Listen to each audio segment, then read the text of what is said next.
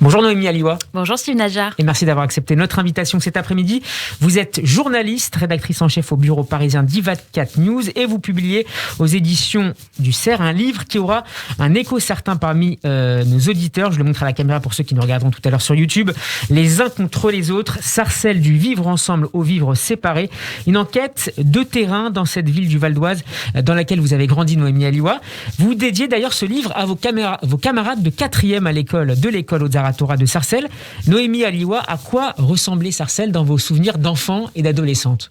Écoutez, je le décris en partie dans ce livre. C'est une époque, ça a été la queue de comète d'une grande époque du judaïsme français, puisque la communauté juive de Sarcelles a été l'une des plus grandes communautés pendant très longtemps françaises, qui a accueilli un petit peu au fil de la décolonisation un peu toutes les vagues d'immigration des juifs au tout départ du Caire et puis ensuite du Maghreb.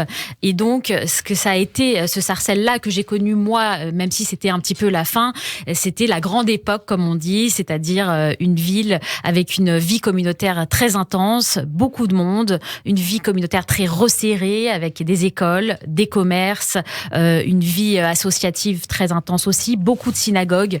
Et donc, c'était une vie communautaire, religieuse, une vie scolaire également, un microcosme, un ghetto, on pourrait dire aussi, qui était assez important en nombre quantitativement. Il reste encore, bien sûr, aujourd'hui une communauté juive à Sarcelles, mais elle est sans commune mesure avec celle que moi j'ai connue. Et vous l'écrivez très bien dans ce livre, les juifs sont toujours là mais sont moins nombreux, les commerces et notamment les restaurants cachers, vous citez peut-être le plus connu d'entre eux, Inoun, oui. Les restaurants cachers sont toujours là mais ils sont beaucoup moins visibles et certainement moins nombreux. Est-ce qu'il est aujourd'hui plus difficile d'afficher son identité juive à Sarcelles ? Écoutez, dans le quartier juif, non. C'est ce que m'expliquait d'ailleurs Marc Djebali, qui était un des responsables communautaires qui doit faire son alia, mais qui ne l'a pas encore fait, mais qui doit le faire depuis plusieurs années, et que j'ai interviewé pour ce livre, et qui m'explique finalement que les juifs sont assez heureux, ceux qui vivent encore à Sarcelles. Mais il faut bien comprendre qu'ils vivent pas dans Sarcelles, ils vivent dans ce qu'on appelle la petite Jérusalem, c'est-à-dire un petit quartier juif qui est un tout petit morceau de cette ville. Et lorsqu'on propose aux juifs d'aller vivre ailleurs dans la ville, je cite l'exemple d'une dame qui me dit qu'on lui a proposé un logement HLM à côté de la gare, plus grand, moins cher, mais qu'elle ne veut pas aller proche de la gare, elle ne veut pas quitter ce petit ghetto juif. Donc les juifs sont heureux dans ce petit périmètre qu'on appelle la petite Jérusalem et que j'ai renommé avec un trait d'humour la minuscule Jérusalem aujourd'hui. Mais si vous voulez, ils ne souhaitent pas, ils craignent de quitter ce petit morceau de territoire. Alors, pour des questions à la fois d'insécurité physique, mais aussi d'insécurité culturelle ? Oui, bien sûr. C'est-à-dire qu'en tant que juif, on se sent visé, particulièrement visé. D'ailleurs, il y a beaucoup d'attaques dans le quartier juif parce qu'il y a toujours ce fantasme sur les juifs plus riches. Et à Sarcelles, il y a beaucoup de discours antisémites de ce genre chez les jeunes. Certains le disent de façon plus ou moins larvée. Ils pensent bien que les gens qui habitent dans le quartier juif, les juifs sont plus favorisés, qu'ils sont plus riches, qu'ils ont plus d'argent. Et c'est ce qui explique donc qu'il y a beaucoup d'agressions antisémites basées sur des fantasmes et sur finalement de la crapulerie. C'est un portrait au fond des yeux que vous proposez à vos lecteurs, Noémie Aliwa. De la primaire à la 3e, de 6 ans à 15 ans, Haute-Zarathora fut tout mon monde. Écrivez-vous dans un chapitre où vous mêlez les souvenirs drôles et les remarques parfois plus sévères sur cette école que vous qualifiez aujourd'hui de bunkérisée. Qu'est-ce que vous avez ressenti, Noémie Aliwa, en quittant à la fois l'école puis la ville pour mener vos études ici, les Moulineaux ? Écoutez, je raconte ça, c'est vrai, c'est un moment important du livre parce que je l'explique bien, c'est-à-dire que quitter ce milieu-là, pour moi, c'est quitter cette bulle. Je le compare d'ailleurs à La Petite Sirène, voilà, qui est sortie un an avant ma naissance. Je suis née en 90. Un an avant ma naissance, il y a eu la sortie du fameux le dessin animé de Walt Disney, qui était une reprise du conte de Andersen et qui raconte l'histoire de cette petite sirène qui quitte le milieu de la mer dans lequel elle est née, dans lequel elle a grandi, pour rejoindre le royaume des humains dont elle rêve. Et donc finalement, il y a une vraie rupture, une émancipation. C'est La Petite Sirène, c'est le dessin animé de l'émancipation. Et je raconte un petit peu mon émancipation à moi, qui a été le départ de Sarcelles. Vous rêviez de quitter Sarcelles, comme La Petite Sirène ? Je rêvais de voir ce qu'il y avait de l'autre côté, hein, justement comme La Petite petite sirène. C'est-à-dire que je pense que c'est tout simplement une très grande curiosité qui est à la racine de cette recherche de ce qu'il y a en dehors, parce que comme ce quartier juif dans lequel j'ai grandi était une bulle, je ne connaissais pas en fait ce que c'était que Paris, ce que c'était que la France. Et je l'ai découvert en arrivant à la faculté et j'ai découvert autre chose. Alors, ce sont des années aussi que vous décrivez où l'antisémitisme violent ressurgit en France et notamment dans les banlieues d'Île-de-France sur fond de seconde intifada. Une période où, dans de nombreuses familles, notamment la vôtre, les discussions de table se focalisent sur Israël et la nouvelle judéophobie. Est-ce que c'est ce climat anxiogène qui a contribué à vos yeux au repli des Juifs face à un monde extérieur devenu soudain beaucoup plus menaçant ? Il me semble que vous touchez là quelque chose de très intéressant et je vais être tout à fait honnête, quitte à peut-être ne pas faire plaisir à tous ceux qui nous écoutent aujourd'hui. Je pense qu'il y a deux choses dans ce repli identitaire. Il y a d'une part, bien sûr, un réflexe d'autoprotection, un réflexe tout simplement, c'est-à-dire que face à l'antisémitisme, évidemment qu'il faut se protéger. Mais il me semble qu'il y a aussi une part d'auto-enfermement dans le milieu religieux, conservateur, orthodoxe, qui fait que par nature aussi, par nature, on se méfie de ce qui ne rentre pas dans notre milieu communautaire. Et l'orthodoxie, par définition, c'est la distinction entre soi et le reste du monde.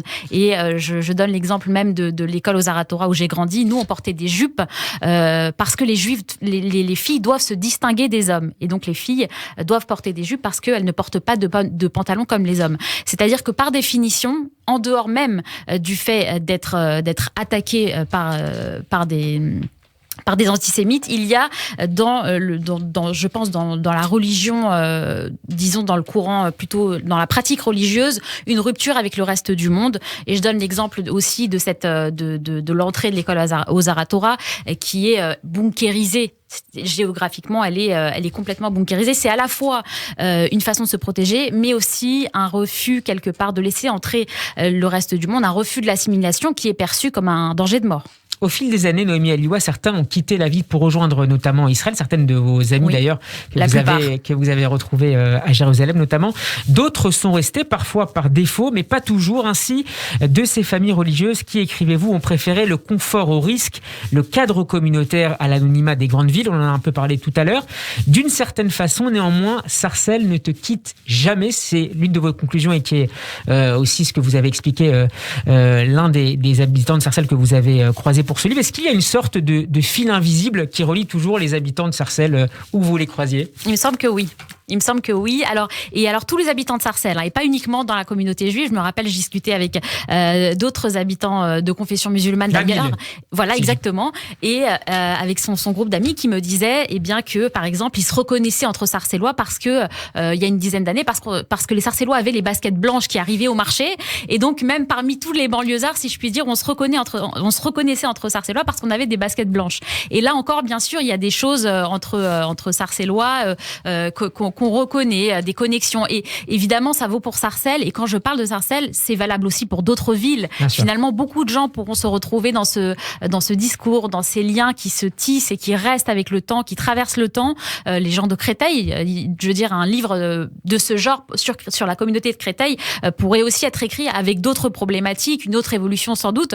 Mais il y a des choses qui restent avec le temps, bien sûr, et qui se remarquent et quoi qu'il arrive, quoi qu'on fasse. D'ailleurs, comme dans le judaïsme, quand on dit quoi qu'on fasse, on sera toujours juif. En tout cas, moi, c'est ce qu'on me disait à l'école. C'est-à-dire que quoi que tu fasses dans ta vie, à partir du moment où tu as une mère, une grand-mère, quelqu'un dans la lignée dans ta lignée maternelle qui est juif, tu resteras juif.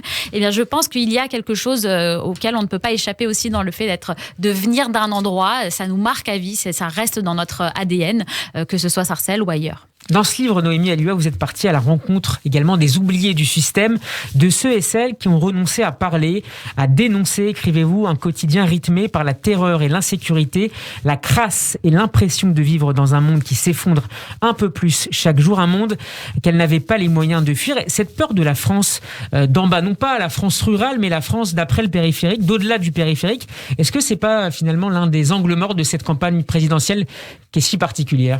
Là, on passe complètement à côté de la campagne présidentielle, c'est une évidence. Et d'ailleurs, la une du magazine Causeur d'Elisabeth Lévy, c'est Poutine écrase l'Ukraine et détruit la présidentielle. C'est-à-dire que effectivement, tous les grands enjeux nationaux sont complètement mis de côté avec ce qui se passe. On peut le comprendre, mais on peut aussi le déplorer parce que normalement, cette élection qui est la principale de notre démocratie doit permettre de mettre toutes ces questions sur la table. Bien sûr que ces enjeux-là ne sont pas posés aujourd'hui parce qu'ils ne sont pas prioritaires, mais on pourrait facilement le regretter. Alors vous dites la France d'en bas, c'est un bon terme. On peut dire aussi les territoires perdus de la République. Je sais que nous avons tous les deux beaucoup d'affection pour l'historien Georges Bensoussan, qui lui théorise ça incroyablement bien, de façon très juste. Et là, finalement, c'est une incarnation très locale de cette question-là. Merci beaucoup Noémie Alioua d'avoir accepté notre invitation. Je conseille très chaleureusement à vous, chers auditeurs, la lecture de cet livre, de cette enquête, Les uns contre les autres, Sarcelles du vivre ensemble au vivre séparé. C'est paru aux éditions du CERF. Cette interview est à retrouver en podcast sur radioj.fr et en vidéo sur la page YouTube. Merci beaucoup Noémie. Merci beaucoup. À bientôt. Radio